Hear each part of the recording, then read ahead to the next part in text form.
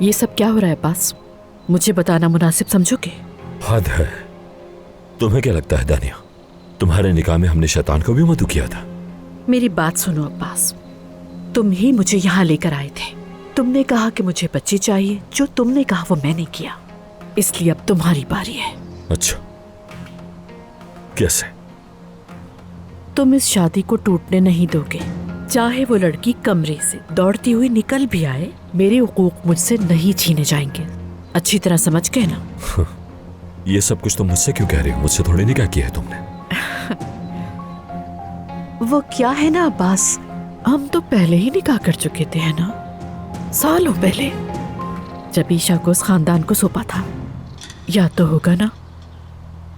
تم اگر چاہتے ہو کہ یہ ساری باتیں دبی رہیں تو بہتر ہے کہ میرے ساتھ کھڑے رہو، تم اور عصمت صاحبہ.